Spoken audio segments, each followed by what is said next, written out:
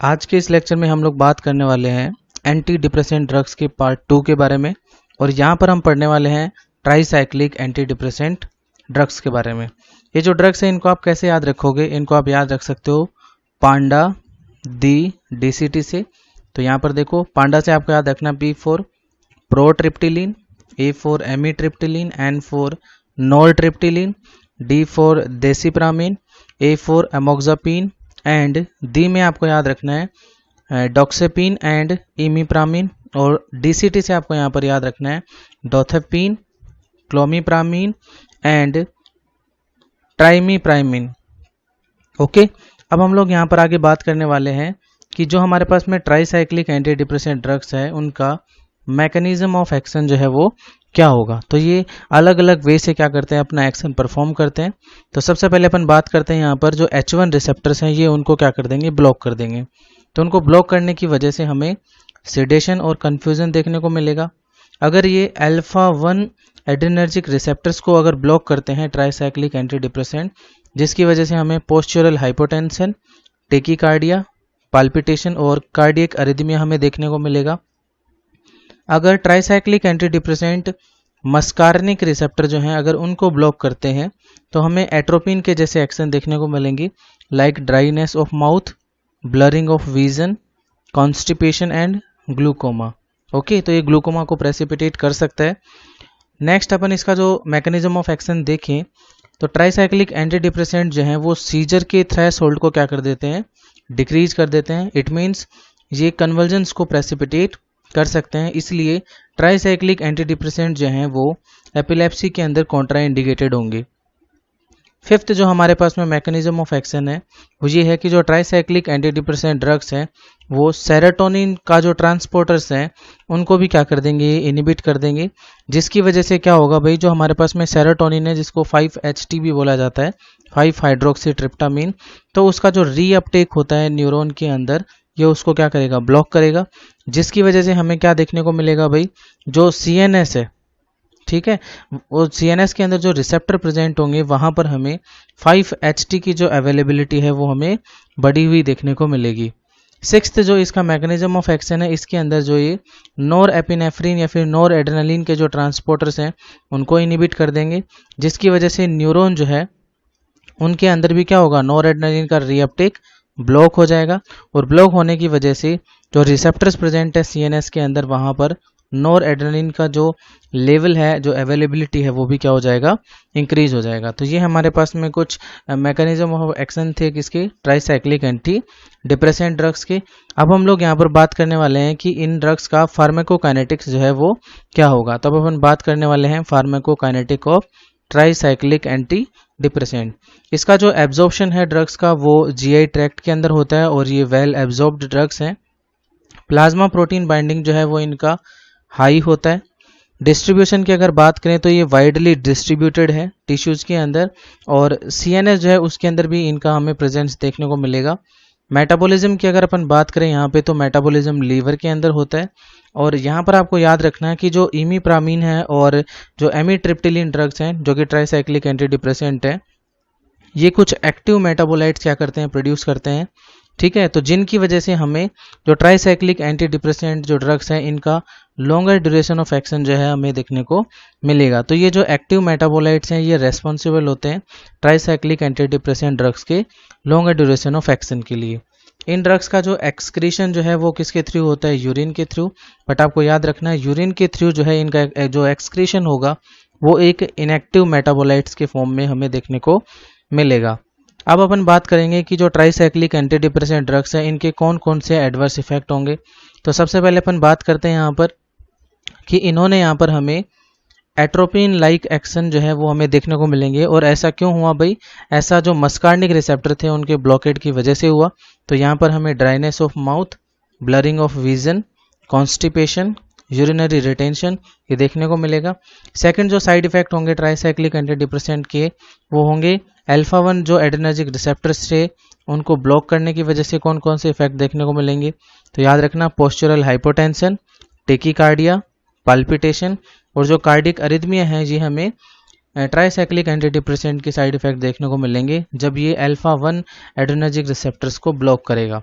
Next जो है, जो ट्राईसाइक्लिक एंटी डिप्रेसेंट ड्रग्स जो हैं, जब ये H1 रिसेप्टर्स को क्या करते हैं, ब्लॉक करते हैं, तब हमें सिडेशन और कन्फ्यूजन देखने को मिलेगा।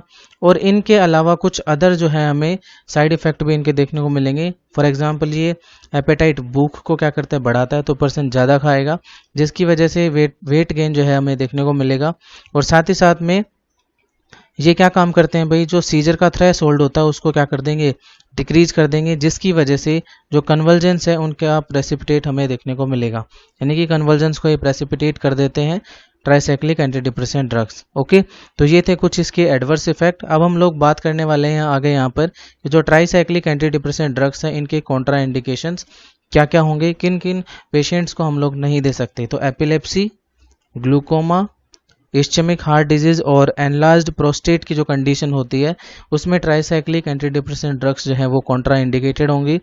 अब हम बात करेंगे यहाँ पर कि जितने भी एंटी डिप्रेसेंट जो ड्रग्स हैं, इनके यूजेस क्या होंगे। ओके, हम लोग जितने भी एंटी डिप्रेसेंट ड्रग्स हैं, like tricyclic anti depressant, SSRI, SNRI, atypical anti depressant और जो माओ इनिबिटर्स हैं, इन सब के क्या पढ़ रहे हैं अपन लोग यहाँ पे, यूजेस पढ़ेंगे। तो सबसे पहले बात करते हैं इनका जो यूज है वो डिप्रेशन में हो सकता है।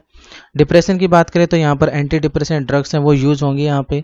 और इनका जो यूज है वो किस लिए होता है भाई, in the treatment of endogenous depression, जो कि एक टाइप का क्या है भाई, मेजर डिप्रेशन है।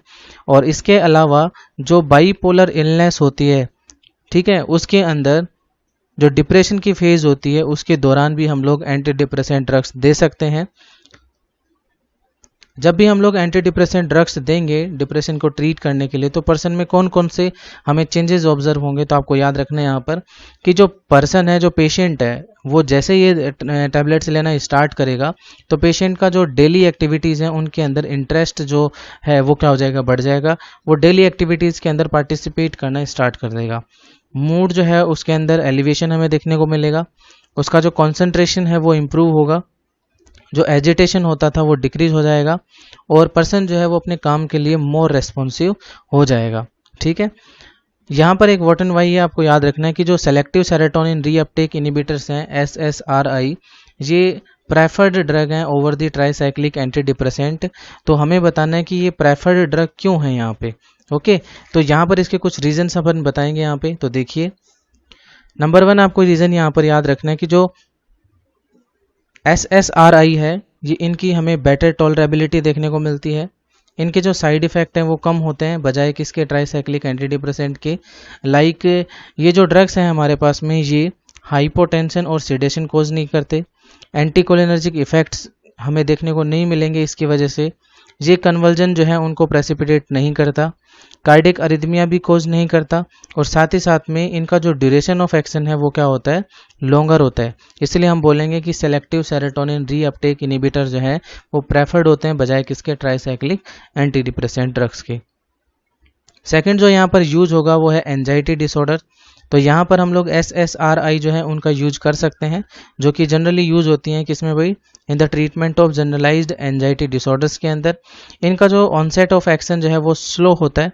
तो इसकी वजह से हम लोग क्या करेंगे भाई, यहाँ पर इनके साथ में बेंजोडाइजेपिन का को एडमिनिस्ट्रेशन करेंगे एक शॉर्ट पीरियड के लिए, ताकि हम लोग एंजाइटी को क्या कर सके, कंट्रोल कर सकें। तो सेलेक्टिव सेरोटोनिन रीअपटेक इनिबिटर के साथ हम लोग बेंजोडाइजेपिन देते हैं, बिकॉज SSRI का जो ऑनसेट ऑफ एक्शन है वो स्लो होता है। इसके अलावा इसमें हम लोग SNRI का भी यूज कर सकते हैं, लाइक वेनलाफेक्सिन और ड्यूलॉक्सेटिन, जो कि यूजफुल है किसके अंदर, एंजाइटी के अंदर। थर्ड जो यूज है हमारे पास में एंटी डिप्रेसेंट ड्रग का वो है OCD, ऑब्सेसिव कंपल्सिव डिसऑर्डर। इसके अंदर हम लोग क्या यूज कर सकते हैं भाई, ट्राईसाइक्लिक एंटी डिप्रेसेंट और SSRI। ट्राईसाइक्लिक एंटी डिप्रेसेंट में हम लोग जो यूज लेंगे ड्रग वो है क्लोमिप्रामिन, और SSRI जो है वो है भाई हमारे पास में फ्लूओक्सामिन। ओके, तो ये हाईली इफेक्टिव ड्रग्स हैं OCD के अंदर। नेक्स्ट जो यूज है एंटी डिप्रेसेंट ड्रग का वो है ADHD, attention deficit hyper activity disorder. इसके अंदर हम लोग ट्राईसाइक्लिक एंटी डिप्रेसेंट ड्रग का यूज करते हैं, लाइक इमीप्रामिन और नॉरट्रिप्टिलिन। लेकिन ट्राईसाइक्लिक एंटी डिप्रेसेंट ड्रग्स के अलावा इसके अंदर एटमॉक्सिटिन, मेथिलफेनिडेट और डेक्स्ट्रोएम्फेटामिन ड्रग्स जो हैं, इनका भी ADHD के अंदर यूज किया जा सकता है। नेक्स्ट जो हमारे पास में जो यूज होगा एंटी डिप्रेसेंट ड्रग का वो है नॉक्टर्नल एन्यूरेसिस, जो बच्चे टॉयलेट कर देते हैं बेड के अंदर, तो जो बेड वेटिंग होती है उसको ट्रीट करने के लिए इमीप्रामिन ड्रग का यूज किया जा सकता है। प्रोफाइलेक्सिस ऑफ माइग्रेन के लिए एंटी डिप्रेसेंट ड्रग का यूज किया जा सकता है, जिसमें कि एमिट्रिप्टालिन ड्रग का यूज कर सकते हैं। अगर कोई क्रॉनिक पेन है लाइक न्यूरालजिया, तो उनके अंदर भी एंटी डिप्रेसेंट ड्रग का यूज किया जा सकता है। अब कौन कौन से न्यूरालजिया होंगे भाई यहाँ पर, trigeminal neuralgia, herpetic neuralgia and post herpetic neuralgia जो है, इनके अंदर ट्राईसाइक्लिक एंटी डिप्रेसेंट ड्रग का यूज किया जा सकता है। और इसके अलावा अगर अपन बात करें तो जो फाइब्रोमाइल्जिया है उसके ट्रीटमेंट के लिए SNRI जो है इनका यूज किया जा सकता है, जिसके अंदर मैंने इनके ड्रग्स को याद करने के लिए आपको ट्रिक बताई थी, वरुण धवन। ठीक है, तो इसके अंदर वेनाल्फेक्सिन और डुलोक्सिटिन ड्रग जो है इनका यूज किया जा सकता है फाइब्रोमाइल्जिया के ट्रीटमेंट में। नेक्स्ट जो यहाँ पर यूज है एंटी डिप्रेसेंट ड्रग्स का वो है एटोपिक डर्मेटाइटिस, जिसमें कि हम लोग टॉपिकली डॉक्सेपिन का क्या कर सकते हैं, यूज कर सकते हैं। और ये जो ड्रग है ये एंटी प्रोराइटिक एक्शन भी रखती है। नेक्स्ट जो हमारे पास में एंटी डिप्रेसेंट ड्रग का यूज है वो है प्री मैच्योर इजैकुलेशन के अंदर, जहां पर कि हम लोग सेलेक्टिव सेरोटोनिन रीअपटेक इनिबिटर जो ड्रग्स हैं SSRI उनका यूज कर सकते हैं। कौन कौन सी ड्रग्स का यूज जो है वो प्री मैच्योर इजैकुलेशन में किया जा सकता है, तो यहाँ पर जो ड्रग्स हैं उनका नाम कैसे याद रखोगे भी, तो आप यहाँ पर याद रखना CSPDF यानी कि कंप्यूटर साइंस की PDF। ठीक है, तो C से आपको यहाँ पर याद रखना है citalopram, S for sertraline, P for paroxetine, D for dapoxetine and F for fluoxetine. तो ये हो गया CS की PDF जो कि प्री मैच्योर इजैकुलेशन में यूज की जाती हैं। और इनके अलावा जो है वो अगर अपन बात करें तो जो डेपोक्सिटीन जो ड्रग है, अगर इंटरकोर्स अगर हो रहा है तो इंटरकोर्स से 1 घंटे पहले जो है हमें डेपोक्सिटीन ड्रग ले लेनी चाहिए, बिकॉज ये रैपिडली एक्ट करती है। ओके, और अगर मान लो selective serotonin reuptake inhibitor drug जो है अगर ये टॉलरेट नहीं होती हैं तो इनके जगह पर ट्राईसाइक्लिक एंटी डिप्रेसेंट ड्रग का यूज किया जा सकता है। और उसमें भी कौन से यूज करेंगे भाई, क्लोमिप्रामिन ड्रग का यूज कर सकते हैं। ओके, तो ये था किसके बारे में भाई, एंटी डिप्रेसेंट ड्रग्स के यूजेस के बारे में। अब हम लोग बात करेंगे कि यहाँ पर जितने भी एंटी डिप्रेसेंट ड्रग्स हैं उनके ड्रग इंटरेक्शंस कौन कौन से होंगे, तो यहाँ पर 2-3 अपन ड्रग इंटरेक्शन पढ़ने वाले हैं। सबसे पहले अपन बात करते हैं यहाँ पर किसका, सेलेक्टिव सेरोटोनिन रीअपटेक इनिबिटर्स के बारे में। यहाँ पर आपको याद रखना कि अगर सेलेक्टिव सेरोटोनिन रीअपटेक इनिबिटर के साथ अगर कोई दूसरा ड्रग अगर साथ में दिया जा रहा है तो ये क्या करेगा भाई, उन ड्रग के मेटाबॉलिज्म को इनिबिट कर देगा और साथ ही साथ में उनके प्लाज्मा लेवल को क्या कर देगा, इंक्रीज कर देगा।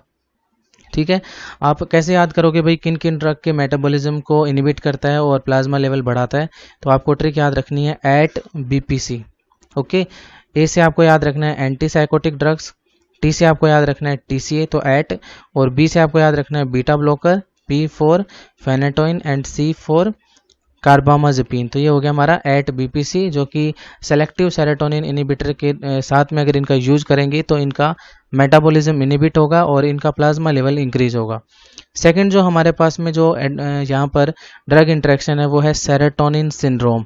ठीक है, अगर जो सेलेक्टिव सेरोटोनिन इनिबिटर ड्रग्स हैं अगर इनको दिया जाता है किसके साथ में, माओ इनिबिटर के साथ, ठीक है, तो क्या होगा भाई, यहाँ पर हमें कुछ सीवियर अनडिजायरेबल इफेक्ट जो हैं वो देखने को मिलेंगे। कौन कौन से होंगे भाई, तो यहाँ पर याद रखना tremor, restlessness, muscle rigidity, hyperthermia, sweating, severing और सीजर, ये कुछ साइड इफेक्ट हमें देखने को मिलेंगे यहाँ पर अगर सेलेक्टिव सेरोटोनिन रीअपटेक इनिबिटर्स का यूज किया जाता है माओ इनिबिटर के साथ। और यहाँ पर हमें कोमा भी देखने को मिल सकता है, जिसका मेन जो रीजन है कोमा का वो होगा सेरोटोनिन का जो लेवल है वो जो साइनेप्सिस हैं वहाँ पर क्या होगा, इंक्रीज हो जाएगा। तो साइनेप्सिस पर सेरोटोनिन के लेवल के इंक्रीज होने की वजह से कोमा हो सकता है, जिसको हम लोग नाम देंगे क्या, सेरोटोनिन सिंड्रोम। ठीक है, तो सेरोटोनिन सिंड्रोम जो है वो एक टर्म है जो यूज की जाती है कब, जब साइनेप्सिस पर सेरोटोनिन का लेवल क्या हो जाए, इंक्रीज हो जाए। तो ये था सेरोटोनिन सिंड्रोम। अब हम बात करेंगे नेक्स्ट कि ट्राईसाइक्लिक एंटी डिप्रेसेंट जो है वो क्या करेंगे भाई। तो यहाँ पर आपको याद रखना है कि जो ट्राईसाइक्लिक एंटी डिप्रेसेंट ड्रग्स हैं, नंबर 1 तो आपको यहाँ पर याद रखना है कि ये जो डायरेक्टली एक्टिंग सिंपैथोमाइमेटिक एजेंट है, ठीक है, जो कि सिंपैथेटिक स्टिमुलेशन कॉज करती हैं। तो ये जो डायरेक्ट एक्टिंग जो हमारे पास में सिंपैथोमाइमेटिक एजेंट्स जो ड्रग्स होंगी उनके इफेक्ट को क्या करेगा, पोटेंशिएट करेगा। लेकिन जो कि इनडायरेक्ट एक्टिंग सिंपैथोमाइमेटिक ड्रग्स हैं उनके इफेक्ट को क्या करता है, ये ब्लॉक करता है। तो नंबर 1 तो आपको ये इंपॉर्टेंटली याद रखना है, क्या कि ये पोटेंशिएट करेगा भाई किसके इफेक्ट को, डायरेक्ट एक्टिंग सिंपैथोमाइमेटिक एजेंट्स को, लेकिन ब्लॉक करेगा इफेक्ट को किसके, इनडायरेक्टली एक्टिंग सिंपैथोमाइमेटिक एजेंट्स को। ओके, सेकेंडली अगर अपन यहाँ पर बात करें तो आपको याद रखना है यहाँ पे कि अगर ट्राईसाइक्लिक एंटी डिप्रेसेंट को अल्कोहल के साथ दिया जाए जो कि एक तरह से CNS डिप्रेसेंट है, ठीक है, तो यहाँ पर ये क्या काम करेंगे, ये जो उसके CNS डिप्रेसेंट इफेक्ट है उसको क्या कर देगा, पोटेंशिएट कर देगा। अगर हम लोग ट्राईसाइक्लिक एंटी डिप्रेसेंट ड्रग का माओ इनिबिटर्स के साथ अगर यूज करते हैं तो ये वहाँ पर हाइपरटेंसिव क्राइसिस, हाइपरपायरेक्सिया, कन्वल्जन्स और कोमा कोज कर सकता है। तो ये यहाँ पर हमारे पास में थे किसके बारे में, ड्रग इंटरेक्शंस के बारे में। Okay, thank you.